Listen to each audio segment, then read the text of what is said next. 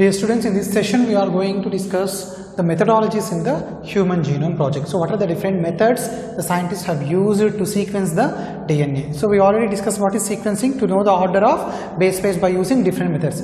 So the scientists have used mainly two methods to sequence the whole human DNA. So two major approaches involved to sequence the human DNA. They are expressed sequence tag method, EST's method. Second method is the sequence annotation method. These are the two methods the scientists used to sequence the human DNA in Human Genome Project. So the first method is expressed sequence tags method, EST's method. Second one is the sequence annotation method. So first, coming to the expressed sequence tag method. What is this method?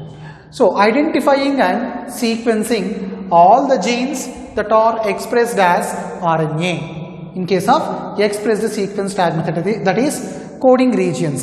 So the name itself indicates expressed.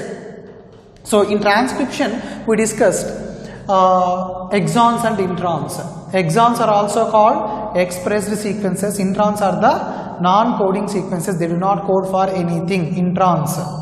Exons codes for proteins. Exons are also called expressed sequences or coding sequences. We discussed. So expressed sequence tags method. In this method, they are not sequencing the introns. They are sequencing only the exons. So you know that introns does not code for anything. Introns are also called intervening sequences. They do not code for proteins. Exons are the coding sequences. They code for protein. So exons are important for us. So in the first method, expressed sequence tag method, what the scientists did? The scientists first they can identify all the exons and sequencing all the genes that are expressed as RNA. Introns does not code for proteins, that cannot be expressed as RNA. Exons can be code for proteins.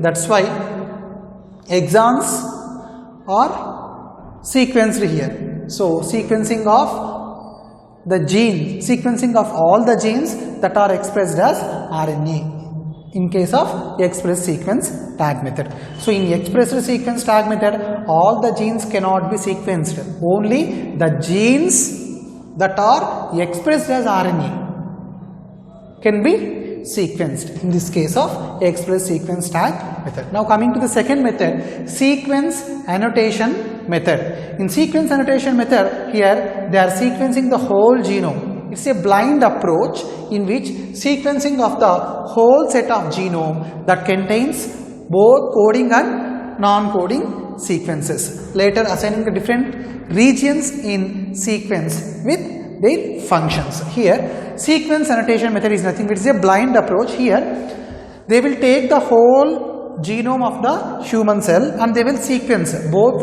coding and non-coding regions. That is the difference between the ESTs and sequence annotation method.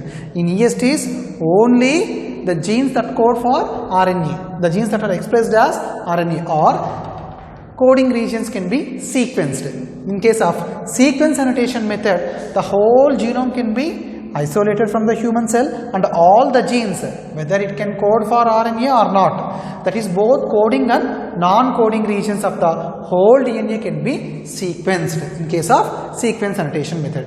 First they will sequence all the regions, later assigning the different regions in sequence with different functions. They will take the sequence and they will take the fragment and they will sequence the whole fragment and which contains both coding and non-coding regions. So if it is coding region, they will assign the function later. If it is non-coding, they will assign. So this does not code for any protein, this codes for protein, like that they will assign. So that is nothing but here later assigning the different regions in sequence with functions.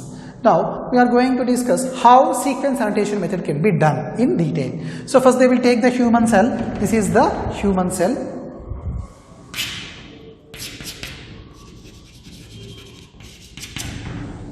And they will take the DNA, isolated the DNA. You know that the human cell usually consists of different types of cell organelles because it is a eukaryotic cell. So different cell organelles are present. Here they are concentrating mainly on the DNA molecule. You know that the DNA is present within the nucleus. The nucleus is surrounded by the nuclear membrane. Here the pink color represents the DNA molecule. So the whole DNA can be, complete DNA of the human cell can be isolated. So this is the human DNA.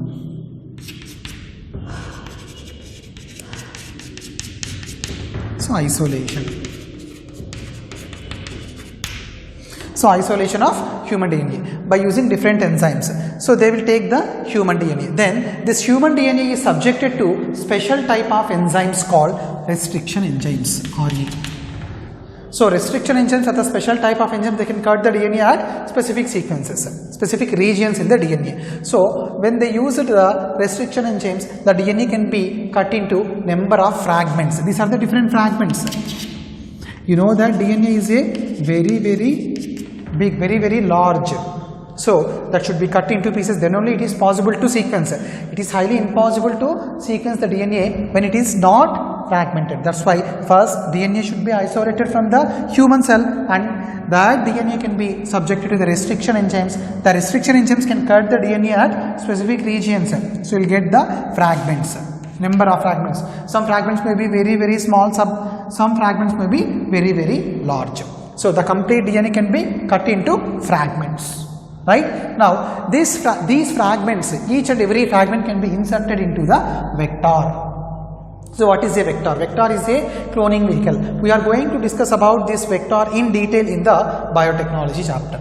So vector is also a DNA molecule. So here they took the fragments. First they will take the fragment, and that fragment can be inserted into the vector. So there are mainly two types of vectors used in the Human Genome Project, that is BAC and YAC. BAC means bacterial artificial chromosome. BAC, bacterial artificial chromosome. Another vector is the YAC, yeast artificial chromosome. Both are DNA molecules only.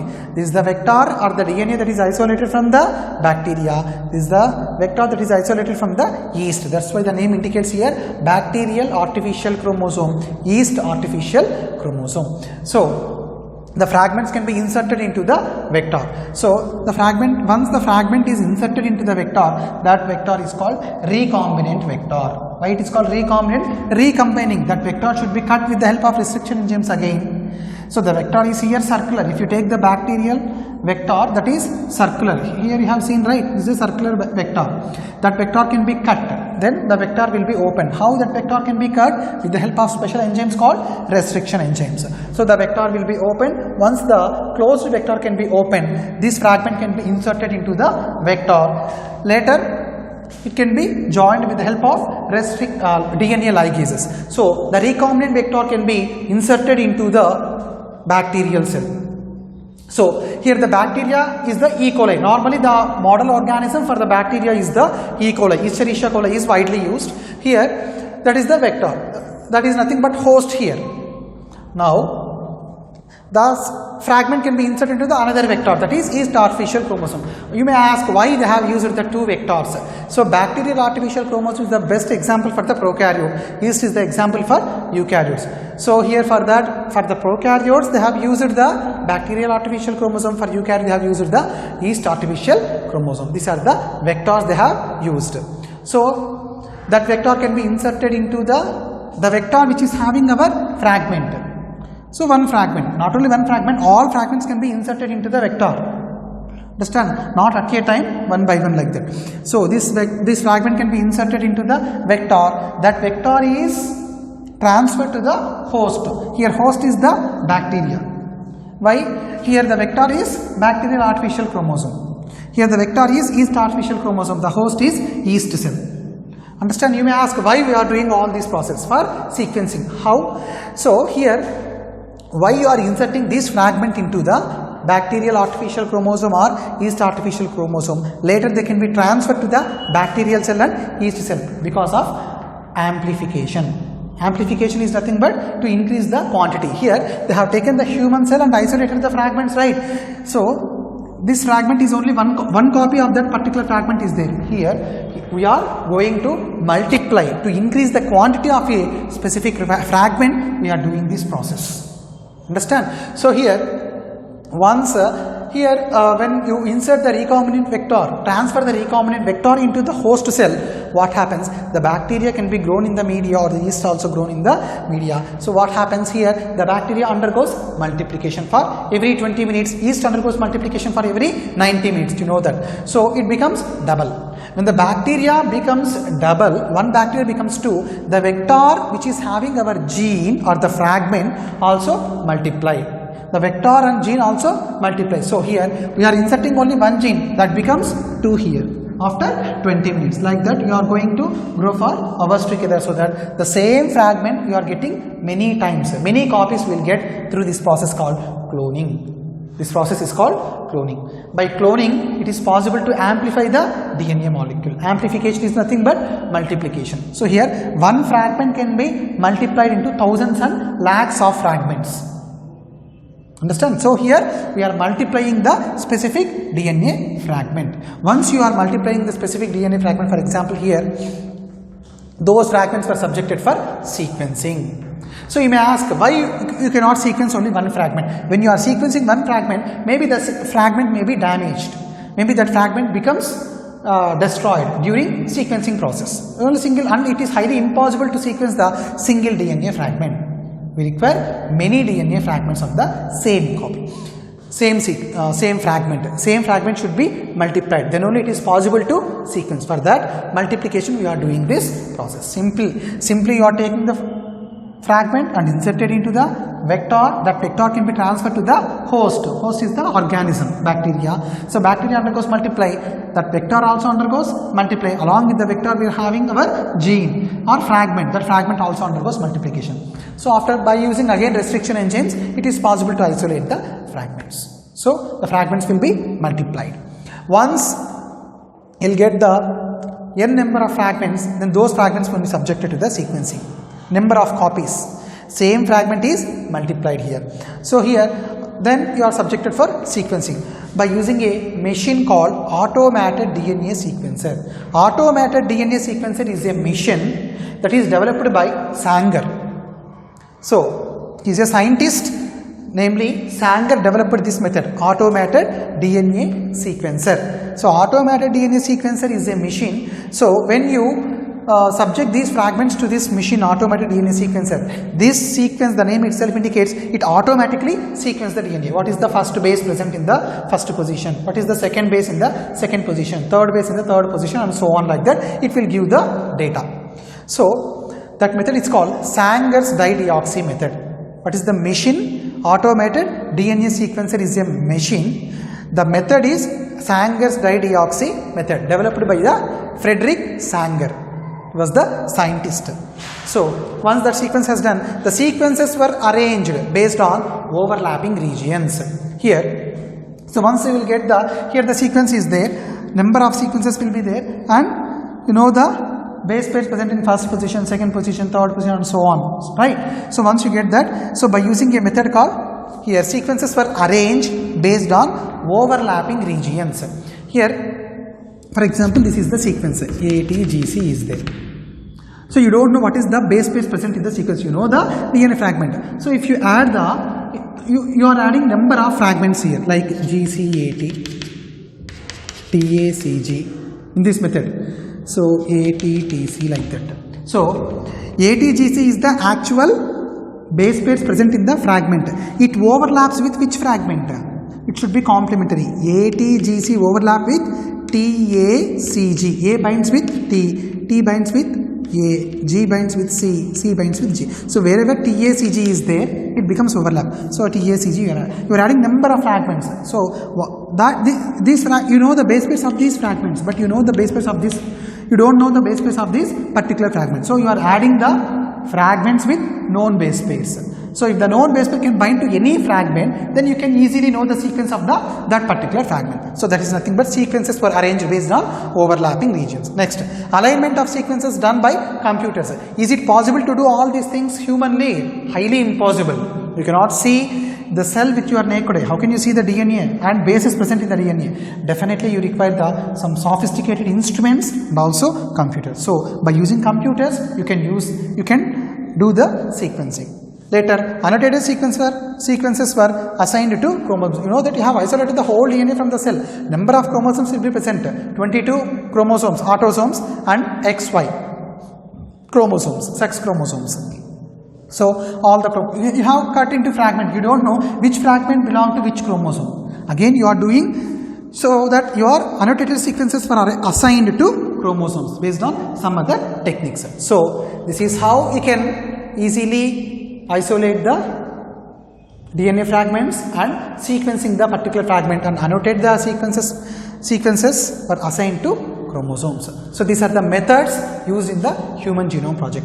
Here, the two things you should remember, the scientists have used only two methods to sequence the DNA, that is expressed sequence tag method, sequence annotation method. In expressed sequence tag method, the sequences which can code for RNA can be sequenced. In case of sequence annotation method, whole genome can be sequenced. That is about express sequence tag method and sequence annotation method. And sequence annotation method is can be done by this process. They will take the human DNA, isolate the fragments with the help of restriction enzymes. You will get the fragment. The fragments can be inserted into the vector. That vector is once the gene is inserted into the vector is called recombinant vector. Recombinant vector can be transferred to the host, that is bacteria, in this case yeast. Next, after multiplication, after 20 minutes, bacteria becomes double. So here the vector which is having our fragment, pink color fragment, also gets multiplied. So you will get the n number of fragments after n number of hours. So once you will get the fragments, then those fragments were subjected to automated DNA sequences developed by Sanger. That's why that method is called Sanger's dideoxy method. The sequences were arranged based on overlapping regions, which means some fragments with known base pairs will be added. So by adding the fragments with known base pairs, you can easily know the fragments of unknown bases. So by the alignment of sequences done by computers, because it is highly impossible to do humanly. That's why they have used the computers. Later, the fragments or the sequences were assigned to particular chromosomes. So these are the methodologies that they have used in the Human Genome Project. Though the Human Genome Project was started in 1990 and completed in 2003, the sequencing of all the chromosomes cannot be completed. Only sequencing of chromosome 1 was pending in 2003 also. That sequencing of chromosome 1 was completed in May 2006. Okay. Another challenging task in Human Genome Project was assigning the genetic maps and physical maps of the genome. So in Human Genome Project, they have sequenced the DNA of humans. The DNA present in all the chromosomes, all the 24 chromosomes. I mean 22 autosomes, X and Y chromosomes. Not only that, they have taken another challenging task in Human Genome Project was assigning the genetic maps and physical maps. So what is genetic map and physical map? So genetic map is nothing but which chromosome contains which gene and what is the distance between the two genes, and where the gene lies on the chromosomes, what is the physical distance present between the two genes, and how we can measure the distance, that is in terms of base pairs. All this comes under genetic mapping and physical mapping. So what is physical mapping? Physical mapping is nothing but physical distance measured in base pairs. So for example, if you take, this is the gene. This is the gene and this is the another gene. These genes are present on the chromosome. This is the complete chromosome, for example, very big chromosome, and some genes are very small, some genes are very large. For example, if you take this is the first gene, second gene, third gene, like that. What is the distance between first gene and the third gene, or the first gene and the fourth gene? So there is a physical distance between the genes that can be done by measuring the number of base pairs. So if you know the distance between the base pairs, so that it will be very easy to know the physical distance between the genes or among the genes. So that is about physical mapping. Now coming to the genetic mapping. Genetic mapping is nothing but which chromosome contains which gene. So some thousands of genes are present on all the 24 chromosomes.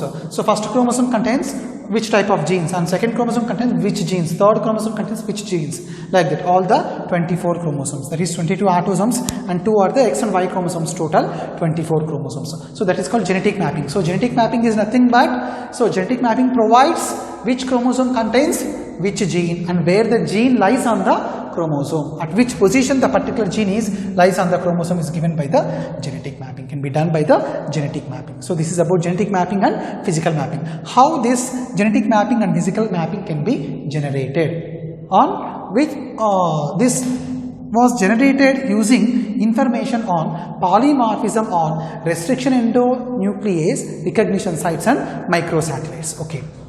So, okay, well, we discussed that genetic mapping and physical mapping usually provides the information regarding the distance between the genes, and that can be done by measuring the number of base pairs and also which chromosome contains which genes. All these things comes under genetic mapping and physical mapping. How this genetic mapping and physical mapping can be done? That can be done by using the information present in the polymorphism on restriction endonuclease recognition sites and microsatellites. First of all, what is polymorphism?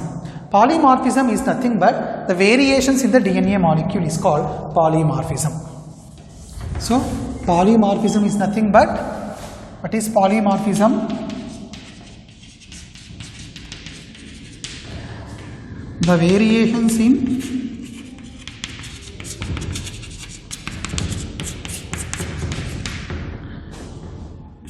DNA sequence of individuals among individuals of same species is called polymorphism. So what is polymorphism? The variations are nothing but differences. Definitely there will be difference in the DNA of one human to the other human, which may be very less differences. Though the less difference provides a large, you can find the bigger change among the individuals. So the variations in DNA sequence among individuals of the same species is called polymorphism. Polymorphism on restriction endonuclease recognition sites. So restriction endonucleases are the enzymes. They can cut the DNA at specific regions. Those specific regions are called recognition sites. This restriction endonucleases recognition sites that we will discuss detail in biotechnology. So the information present on the polymorphism on restriction endonuclease recognition sites and microsatellites helps for the genetic mapping and physical mapping. So what is microsatellites? Microsatellites is nothing but repetitive DNA sequence. So 99.9% of the DNA is similar in all the humans. So that is, if you take the DNA molecule, some of the DNA regions, some of the sequence in the DNA can be repeated again and again. Those are called microsatellites. So these are the methodologies of the Human Genome Project. Next, coming to the salient features of the Human Genome Project. Coming to the salient features of the Human Genome Project. Here the salient features indicates the important features or the main features or the major characteristics of the Human Genome Project. Once the project was completed, they have concluded with these points. The first feature of the Human Genome Project, in that they have given that human genome contains 3164 million nucleotide bases. That is nearly 3 billion bases. Nucleotide bases are present in the human genome. Nucleotides. One nucleotide contains one base. So 3164.7 million bases or 3164.7 million bases. Both are same. So 3 billion bases are present in the human genome. Now coming to the second feature, the total number of genes is nearly 30,000 genes. So, but previously estimated of 80,000 to 1,40,000 genes. Before the project was completed, they have estimated nearly 80,000 to 1,40,000 genes would be present in the human genome, but not that much genes are present. The total number of genes is nearly 30,000 genes are present in the total human genome. And almost 99% of the bases are exactly same in all the people. So if you take all the bases, if you compare all the bases of the different humans, 99.9% of the bases are exactly same in all the people. Only 0.1% of bases differs from one person to the other person. Because of that small difference itself, you can find the major changes among the individuals. The average gene consists of 3000 base pairs, but sizes vary greatly with dystrophin gene, which contains 2.4 million bases. Here they are talking about how many bases are present in particular gene. On an average, each gene contains how many bases? 3000 base pairs. How many genes are present? 30,000 genes are present in the human. Largest human gene is the dystrophin gene, which contains how many bases? 2.4 million bases. So dystrophin gene can produce a special type of protein called dystrophin protein. This dystrophin protein is present in the muscles, skeletal muscles and cardiac muscles, that is in the heart muscle. It is also present in the nerve cells in the brain. Very small amount of dystrophin protein is present in the nerve cells. Only less than 2% of the genome codes for protein. So very less percent of the genome codes for protein. So total genome consists of 30,000 genes. Among that, only 2% of the genome codes for protein. The functions of the 50% discovered genes are unknown. So nearly 50% of the discovered genes are, the functions of the 50% genes are unknown. The largest gene is dystrophin, we already discussed. So only less than 2% of the genome can code for protein. All the genes does not code for protein. Less than 2% of the genes can code for proteins. Next, repeated sequences make up very large portion of the human genome and have no direct coding function. No direct coding functions, but thought they help in the chromosome structure, dynamics and evolution. So why only less than 2% of the genome can code for protein? Because most of the DNA is repeated again and again. That's why they are mentioning here repeated sequences. How many times they are repeated? Some hundreds and thousand times the DNA sequence is repeated. So repeated sequences make up very large portion of the human genome and have no direct coding functions. They do not have role on the coding functions, but thought they help in the chromosome structure, dynamics and evolution. They play an important role in the chromosome structure, dynamics and evolution. They do not code for protein. Much of the DNA do not code for proteins. Next, chromosome 1 has 2,968 genes and chromosome Y has 231 genes. So the largest chromosome is the chromosome 1, which is having 2,968 genes, and the smallest chromosome is the chromosome Y, which is having 231 genes.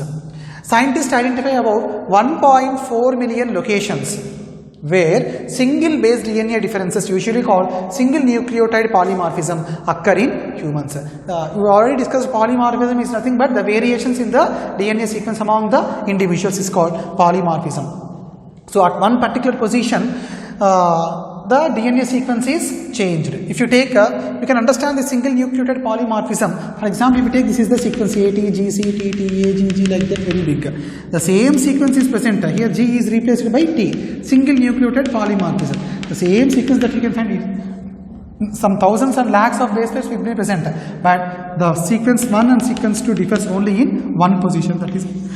That is at this particular position. Like that, these sequences are many, some thousands and thousands of sequences are repeated like this. Scientists identify about 1.4 million locations where single base DNA differences, that is single nucleotide polymorphism, occurs in humans. Next, the information provided here helps to change the processes to finding chromosomal locations and tracing the human history. So that the information that they got from this human genome project helps to change the process. That is, SNPs also helps to change the processes to finding the chromosomal locations, where that particular gene is located or particular chromosome and all these things. So finding chromosomal locations where that particular chromosome is located and all these things. Different techniques to find the chromosomal locations and tracing the human history. So this information helps to change the process to finding chromosomal locations and tracing human history. So the main application of the Human Genome Project is how all the genes in the genome can work together and how all the proteins in a particular tissue or organ can interconnect and how they can work together in order to perform different functions in the humans. So this is the main application of the Human Genome Project. So these are the salient features and the applications of the Human Genome Project. With that, we completed the Human Genome Project. In the next session, we are going to discuss DNA fingerprinting.